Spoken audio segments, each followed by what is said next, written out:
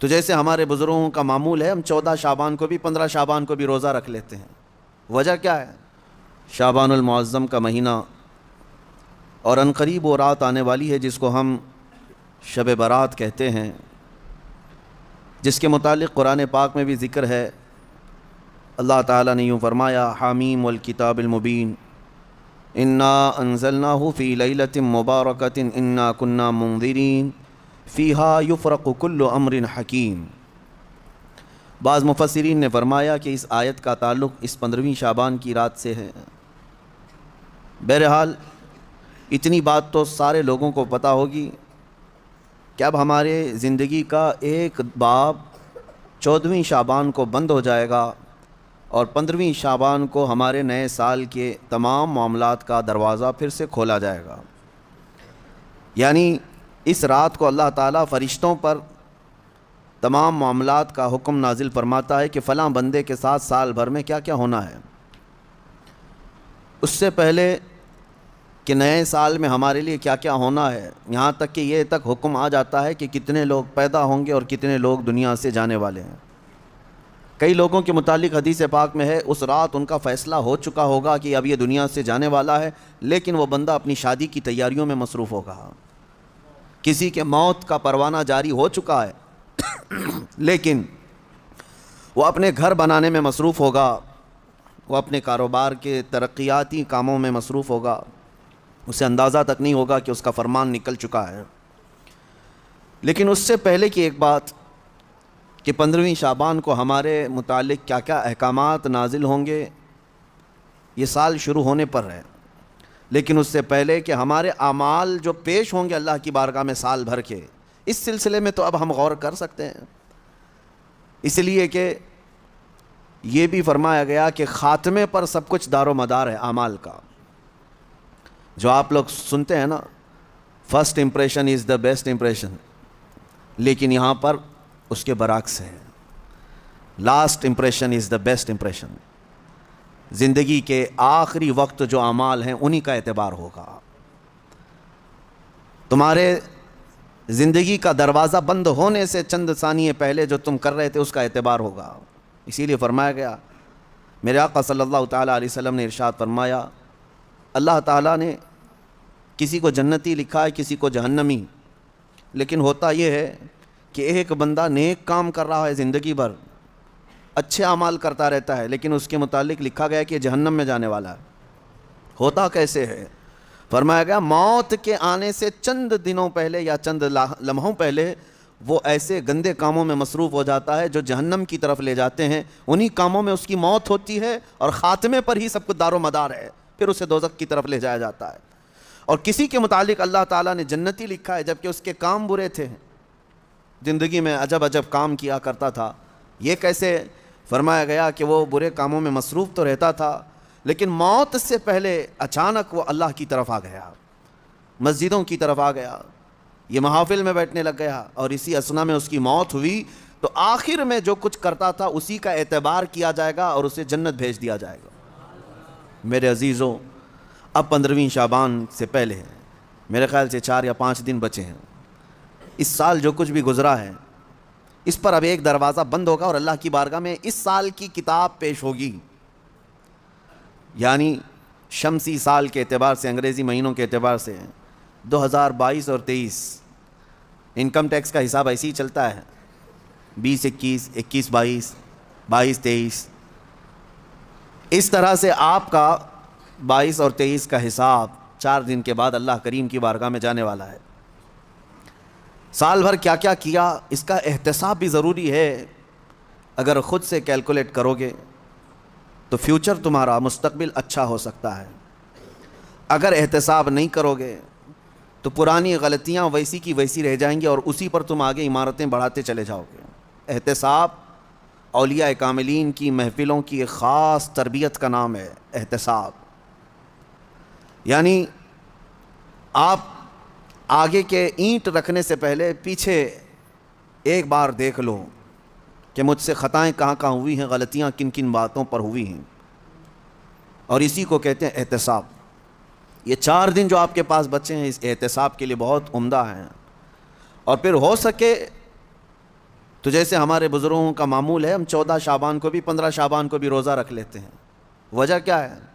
بعض لوگ خامخواہ ہم سے بحث کر رہے ہیں، اس کی دلیل کہاں ہے، اس کی دلیل کہاں ہے، یہ کہاں سے ثابت ہے، وہ کہاں سے ثابت ہے۔ ان کو شب برات کے روزوں کے متعلق بڑی عجیب سی بات ہے۔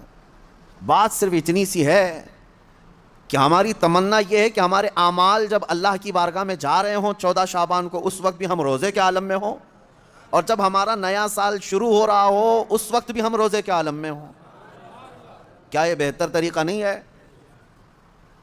اسی لیے بزرگوں کا معمول رہا کہ اس سال جو بھی چلا، جیسا بھی گیا، گزرا تو ہے، لیکن اخیر وقت کچھ ایسے اعمال کر لو کہ اللہ کی بارگاہ میں جب یہ پیش ہوں تو تمہارے لاسٹ امپریشن کو دیکھا جائے، تمہارے آخری اعمال کو دیکھا جائے کہ آخر میں یہ کیا کرتا تھا۔ اور ہو سکتا ہے اس آخری عمل کی بدولت اللہ تعالیٰ پچھلے تمام گناہوں کو معاف فرماتے ہیں۔ آج چونکہ یہ جو محفل ذکر ہے رمضان سے پہلے کی شاید یا اب آخری ہے، میں سفر پر روانہ ہو رہا ہوں، اس میں اگلی 2 محفلیں ہماری نہیں آ پائیں گی، رمضان المبارک سے پھر انشاءاللہ ہوگی۔ لیکن آج میرے آنے کی خاص ایک وجہ یہی تھی، جبکہ میں مسلسل سفر میں ہوں، اسی وجہ سے میں آج یہاں پر آیا کہ میں خود اپنے لیے بھی اور سب کے لیے بھی 15ویں شعبان سے پہلے ایک ایسی محفل کریں کہ جو ہمارے اس گزرے ہوئے سال کے اوپر ایک ایسی مہر لگ جائے کہ اللہ اس محفل کی برکت سے ہمارے پچھلے گناہ معاف فرمائے۔ عزیزان گرامی وقار، میں بس مختصر سی بات عرض کروں گا۔ اللہ نے قرآن میں فرمایا ہے، دوڑو اللہ کی طرف، ففروا الی اللہ، اللہ کی طرف دوڑے آ جاؤ، سابقوا الی الخیرات، نیکیوں کی طرف دوڑ بھاگ کرو، جتنا ہو سکے بھاگو۔ صحابہ کرام رضوان اللہ تعالیٰ علیہم اجمعین میں اس بات کا تو کمپٹیشن ہوتا تھا، وہ نیکیوں میں سبقت لے جانے کے لیے ایک دوسرے کے آگے بڑھنے کی کتنی تمنائیں کرتے، اور یہاں ہم کن چیزوں میں آگے بڑھنے کی ہوڑ لگی ہے دنیا میں، باقی نیکیوں کی طرف کتنے لوگ دوڑتے ہیں وہ سب کو پتہ ہے۔ اکثر کو تو یہ چاہیے کہ مجھے سب سے پیچھے والی جگہ ملے، نہیں، سب سے آگے بڑھنے کی تمنا کیوں نہیں ہے؟ سیدنا ابو بکر صدیق اور حضرت عمر فاروق رضی اللہ تعالیٰ عنہ کا معمول یہ تھا کہ حضرت عمر کہتے ہیں میں ڈھونڈ کر کے مدینے میں کچھ ایسی نیکی کرنا چاہتا تھا جو ابو بکر نہیں کرتے، کہیں پر بھی ان کے برابر ہو جاؤں یا ان سے آگے بڑھ جاؤں۔ بڑی مشکل سے حضرت عمر کو ایک گھر ملا، ایک بوڑھی عورت جس کا کوئی نہیں رہتا تھا۔ حضرت عمر نے طے کر لیا کہ اس کے بیوہ عورت ہے، اس کے گھر کا سارا کام میں کر دوں گا، کسی کو پتہ بھی نہ چلے، نیکی کا کام ہے۔ وہ فجر میں نماز کے بعد جا کر دیکھے تو اس عورت کا سارا گھر کا کام پہلے سے کیا ہوا ہے، جبکہ وہ بستر سے اٹھ نہیں پاتی، اس کے گھر کے برتن، اس کا بستر، سب کچھ صاف ستھرا ہے۔ دوسرے دن آ کر دیکھے وہی حال تھا۔ حضرت عمر کہتے ہیں تیسرے دن میں اذان فجر سے پہلے ہی چھپ کر دیکھنا شروع کیا کہ آخر اس کے گھر کا کام کرتا کون ہے۔ کہا ایک چادر اوڑے ہوئے ایک شخص آیا، گھر میں داخل ہوا، جھاڑو لیا، جھاڑنے لگا، ساری چیزیں ڈھنگ سے رکھنے لگا، اذان ہونے لگی، وہ اس عورت کے گھر سے باہر نکلنے لگا۔ حضرت عمر کہتے ہیں میں قریب جا کر چادر ہٹایا تو ابو بکر صدیق تھے۔ پھر کہا ایک یہ مثال، حضرت عمر کہتے ہیں میں کبھی آگے بڑھ ہی نہیں سکتا، میں جہاں کوشش کرتا ہوں اس سے پہلے حضرت ابو بکر پہنچے ہوئے ہوتے۔ جب آپ کی خلافت کا وقت تھا تب آپ نے اعلان کیا، حضرت عمر فاروق نے، کوئی ایسی نیکی جو ابو بکر کرتے تھے اور میں نہیں کر رہا ہوں تو لوگوں مجھے بتا دو تاکہ میں برابر ہو جاؤں۔ کسی ایک صاحب نے کھڑے ہو کر کہا حضرت ابو بکر جب خلافت کرتے تھے ان کے زمانے میں وہ سب کے حقوق ادا کرتے، لیکن روزانہ وہ دوپہر کے وقت اپنے ہاتھ میں توشادان لے کر جنگل کی طرف جاتے اور پتہ نہیں کسی کمزور یا کوئی معذور یا محتاج کو کھلا کر آتے، لیکن ہمیں یہ نہیں معلوم کس کو کھلاتے تھے۔ یہ حضرت ابو بکر کا معمول تھا۔ حضرت عمر نے کہا یہ تو مجھے بھی نہیں معلوم تھا، میں کل سے ہی یہ کام شروع کرتا ہوں۔ دوسرے دن حضرت عمر نے اپنے گھر سے توشادان لیا، روٹی سالن اور لے کر اسی جنگل کی طرف چل پڑے۔ وہاں کس کو کھلاتے تھے کیا پتہ، دن بھر ڈھونڈتے رہے، کوئی ملے، کوئی نہیں ملا۔ شام کا وقت قریب آ رہا تھا، ایک پہاڑ کی چوٹی میں ایک غار سے کسی کے ذکر کرنے کی آواز آ رہی تھی۔ حضرت عمر اس آواز کی طرف لپک گئے، دوڑ کر جا کر دیکھا کہ کوئی ہے یہاں پر مجبور۔ اللہ اکبر، جیسی غار کے اندر نظر پڑی تو دیکھا ایک ایسا شخص بیٹھا ہوا ہے جس کے ہاتھ بھی کٹے ہیں، پیر بھی کٹے ہیں، اور آنکھوں سے بھی بینا نہیں ہے، اندھا ہے، نابینا ہے۔ اتنی معذوری کے عالم میں اگر کوئی بیٹھا ہوا ہے اور غار میں. تو حضرت عمر کہتے ہیں مجھے تو یقین ہو گیا کہ یہی وہ بندہ ہے جس کو حضرت ابو بکر کھلایا کرتے تھے. اس کا کھانا وقت کا خلیفہ کھلایا کرتا تھا. حضرت عمر کہتے ہیں میں گیا, چپکے سے جا کر بیٹھ گیا, میں نے آواز بھی نہیں کی تاکہ اس اندھے شخص کو یہ معلوم بھی نہ ہو کہ کون کھلانے آیا ہے. آپ نے روٹی توڑ کر سالن میں بھگوئی اور اس اندھے کو منہ میں روٹی رکھی. جیسے ہی اس کے منہ میں روٹی کا ٹکڑا گیا وہ چیخ کر کہتا ہے آنے والے, کیا ابو بکر کا انتقال ہو گیا؟ کون آیا ہے آج کھلانے کے لیے؟ حضرت عمر کہتے ہیں تو اندھا ہے, نابینا ہے, تجھے کیسے خبر کہ آنے والا ابو بکر نہیں ہے؟ وہ کہتا ہے اس لیے کہ ابو بکر کو پتا تھا میرے منہ میں دانت نہیں ہے, وہ اپنے منہ سے چبا کر میرے منہ میں روٹی ڈالتے تھے. آج تو نے پوری روٹی اٹھا کر ڈالی تو مجھے سمجھ میں آ گیا کہ آنے والا ابو بکر نہیں ہے, کوئی اور آیا ہے. حضرت عمر کی آنکھوں سے آنسو آئے, باہر نکل کر کہتے ہیں قسم رب ذوالجلال کی ہے ابو بکر آپ سے ایک قدم بھی میں آگے نہیں بڑھ سکتا. لیکن تھی تو دوڑ, سابقوا الی الخیرات جس کو اللہ نے فرمایا, یعنی نیکیوں کی طرف بھاگو, دوڑو. آپ کے اندر یہ مقابلہ آرائی اگر آ جائے جس کو ہیلتھی کمپٹیشن کہا جاتا ہے, اس میں حسد نہیں ہے, اور اگر اس میں حسد بھی ہو تو نیکیوں میں ہے. رشک جس کو کہتے ہیں, جس کو فرمایا گیا حسد ایک جگہ جائز ہے وہ علم ہے, یعنی اس کو اتنا علم ہے تو میں اور علم حاصل کروں. اگر کوئی 2 رکعت نماز پڑھ رہا ہے تو آپ کے اندر اس بات کی تمنا جاگنی چاہیے میں 4 پڑھوں. نیکیوں میں دوڑ لگاؤ. اور آپ کو پتہ ہے صدقہ دکھا کر دینا افضل ہے کہ چھپا کر دینا افضل ہے؟ سب کو پتہ ہے چھپا کر دینا افضل ہے نہیں, لیکن زکوٰۃ دکھا کر دینا افضل ہے. زکوٰۃ کو چھپا کر نہیں, دکھا کر دینا افضل ہے. کیوں؟ تم جتنا بانٹ رہے ہو دوسروں کو بھی ترغیب ہو, اس سے زیادہ وہ خیرات کرے گا. اس لیے نہیں کہ اپنے دیالو ہونے کا ذکر کرے کہ میں بہت زیادہ دانی ہوں, میں بہت زیادہ لوگوں پر لٹانے والا ہوں, فیاض ہوں, سخی, اس نیت سے نہیں. بلکہ اگر 500 کی نوٹ نکال کر کے دیا تو ادھر ادھر جو لوگ بیٹھے ہیں ان کے دلوں میں یہ شوق پیدا ہو کہ میں 1000 دوں, کیونکہ انسان کی فطرت ہے وہ مقابلہ کرتا ہے, اور ایسے میں مقابلہ کرے تو بہت اچھی چیز ہے, یہ کمپٹیشن اچھا ہے.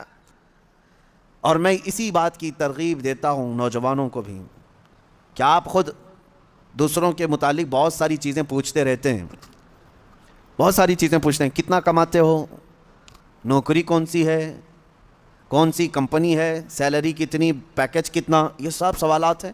اور جب وہ جواب دیتا ہے میری کمپنی فلاں ہے, تنخواہ میری 50 سے 70 ہزار کی ہے, اور پھر سہولیات کیا ہیں, گاڑی آتی ہے, لے جاتی ہے, چھوڑتی ہے, یہ سب سنتے ہو, پھر دل میں یہ تمنائیں جاگنے لگتی ہیں میری تو 1 لاکھ ہونا چاہیے, میری کمپنی اس سے بڑی ہونی چاہیے, مجھے بھی ایسی سہولیات ہونی چاہیے. یہ جو تمنا تمہارے دل کے اندر آئی تمہارے پوچھنے پاچھنے کی وجہ سے ہی آئی. لیکن مجھے بتاؤ کیا اپنے دوستوں میں کسی سے کبھی یہ سوال کیا کتنے ختم قرآن ہوئے؟ سال بھر میں کوئی جمعرات پیر کا روزہ رکھتے ہو؟ نہیں پوچھتے آپ. نہ آپ اس کی تلاوت قرآن کو پوچھتے ہو, نہ آپ اس کے روزوں کو پوچھتے ہو, نہ آپ اس کی نمازوں کے متعلق. میرے عزیزو یہ بھی پوچھتے, اگر وہ بندہ عبادتوں میں آگے ہے تو تمہارے دل میں بھی یہ تمنا آ جاتی کہ کاش میں بھی اس کی طرح سے اور آگے بڑھ جاؤں. میں یہ باتیں صرف اس لیے کہہ رہا ہوں کہ رمضان المبارکہ میں آپ سب کا یہی کمپٹیشن ہو جائے تو ہر ایک کا رمضان بہتر سے بہترین ہوگا. بہتر نہیں بلکہ بہترین ہوگا, بہترین ہوگا. عزیزان گرامی وقار, مجھے یاد ہے بچپن میں جب چھوٹے تھے تو رمضان میں روزانہ اسکول کی جانے کے بعد یہی چیزیں ہوتی تھی, تیرے کتنے روزے ہوئے, تیرے کتنے روزے ہوئے. ہر ایک کے روزے ہی ایک دوسرے کو پوچھتے رہتے. لیکن آپ ہو سکتا ہے آپ کے ساتھ بھی ایسا ہوتا رہا ہوگا, سارے دوست جیسے 10 رمضان آ گئے, 15 رمضان آ گئے, ہر ایک کو پوچھتے رہتے ہیں کتنے ہوئے. کسی کے 7 ہوئے, کسی کے 10 ہوئے, کسی کے 12 ہوئے, اور کوئی کہتا ہے پورے ہوئے ہیں, اب تک کے پورے ہوئے ہیں. ہم بھی اس وقت سنتے تھے, ایک دوسرے سے بات کرتے تھے, لیکن اس وقت ایک دوڑ رہتی, اور گھر میں آ کر جھگڑا بھی کرتے, فلاں کے تو 10 ہو گئے, مجھے سحری میں ضرور اٹھانا, نہیں تو میں اس کے پیچھے پڑ جاؤں گا, میں اس کا پیچھے ہو جاؤں گا. تو یہ دوڑ کہاں سے آئی؟ یا آپسی ماحول سے ہی آئی. یہی انوائرمنٹ ہم چاہتے ہیں کہ نیکیوں میں سبقت لے جانے کا انوائرمنٹ ہو جائے, ماحول ایسا ہو. دوڑ لگے صرف رمضان میں نہیں, تلاوت قرآن میں بھی. میں آپ کو بتاؤں, آج تقریباً 6 سال سے زیادہ کا عرصہ ہو گیا ہوگا ہماری ذکر کی محفل کو. اس سے قبل مدینہ جامع مسجد میں بھی ذکر کی محفلیں ہوتی رہیں, اس کے بعد پھر یہاں پر ایک ایسے بندے کو میں جانتا ہوں، ان پچھلے 6 سالوں سے لے کر آج تک ذکر کی ایک محفل بھی اس کی ناغہ نہیں ہوئی۔ اب تک جتنی محفلوں میں حاضر رہا، اتنی محفلوں میں وہ بھی حاضر ہے۔ یہ اس لیے میں عرض کر رہا ہوں کہ لوگ اپنے اپنے ریکارڈ بنانا چاہتے ہیں، کاش ان معاملات میں بھی کوئی ریکارڈ مینٹین کرے کہ میری یہ چیز مس نہیں ہونی چاہیے، میری یہ چیز برابر ہونی چاہیے، تو اس میں آپ کو اس قدر بلندیاں ہوں گی۔ جو صحابہ کا ماحول تھا وہ قائم ہو جائے گا۔ صحابہ کے درمیان یہی ماحول تھا۔ حدیث پاک میں ملتا ہے صحابہ کرام مسجد نبوی میں جمعہ کی نماز کے لیے جو آتے، پہلی صف کا ثواب ہے نا، حضور پاک صلی اللہ تعالیٰ علیہ وسلم نے صرف ایک بار یہ ارشاد فرمایا کہ اگر میں تمہیں بتا دوں کہ پہلی صف میں نماز پڑھنے کا ثواب کیا ہے، تو اس پہلی صف میں آنے کے لیے تم سب آپس میں تلوار بازیاں کرنے لگ جاؤ گے، جنگ ہو جائے گی تمہارے درمیان۔ تو حضور پاک صلی اللہ علیہ وسلم نے اتنا فرمایا تھا، لیکن تلواریں تو نہیں نکلتی تھی صحابہ کی۔ لیکن جمعہ کی نماز کے لیے جو صحابہ مسجد نبوی میں آتے تھے، جانتے ہیں وہ کب آتے؟ فجر کی نماز میں آ جاتے تھے۔ جو فجر کی نماز میں حاضر ہوا اسے جمعہ کی نماز پہلی صف میں ملی۔ تو یہ دوڑ تھی۔ اور اس کے علاوہ صحابہ کا معمول یہ تھا کہ وہ کسی چیز میں پیچھے نہیں رہنا چاہتے تھے۔ وہ نبی پاک صلی اللہ تعالیٰ علیہ وسلم کی محفلوں کو کاؤنٹ کرتے ہیں، کس نے کتنی محفل اٹینڈ کیا ہے، اس میں اس کی فضیلت بھی تھی۔ حضور پاک صلی اللہ تعالیٰ علیہ وسلم کے ساتھ کتنے کتنے سفر کیے، کس نے کتنے جنگوں میں شرکت کی، اسی اعتبار سے ان کے مقامات ہیں۔ کوئی صحابی ہیں جو حضور پاک صلی اللہ تعالیٰ علیہ وسلم کے ساتھ 10 جنگوں میں شریک رہے، کوئی 12 جنگوں میں شریک رہے، اور کچھ صحابہ ایسے ہیں جنہوں نے حضور کی ہر جنگ میں شرکت خود فرمائی۔ جتنے غزوات میں حضور تھے اتنے غزوات میں وہ بھی تھے۔ صحابہ ان کو اتنی قدر کی نگاہ سے دیکھتے اور کہتے ان کے مقام کو تو کوئی پہنچ ہی نہیں سکتا۔ یہ ماحول ہو، ایک دوسرے پر سبقت لے جانا نیکیوں میں، یا بے حیائیوں کا دورہ ہے۔ یہاں پر اکثر نوجوان یہ چاہتے ہیں کہ وہ آدھا بے حیا ہے تو میں پورا بے حیا بن جاؤں۔ نعوذ باللہ۔ دنیاوی اعتبار سے میں کمپٹیشن کرو گے، مقابلہ آرائی کرو گے تو ذلت کی طرف جاؤ گے، بہت زیادہ عمیق غار میں گر جاؤ گے۔ جانتے ہو آج اسی دکھاوے کے چکر میں، ریاکاری کے چکر میں پورا معاشرہ تباہ ہو رہا ہے، پورا معاشرہ برباد ہو رہا ہے۔ لوگوں کو دکھانے کے لیے کتنے کام ہو رہے ہیں آج۔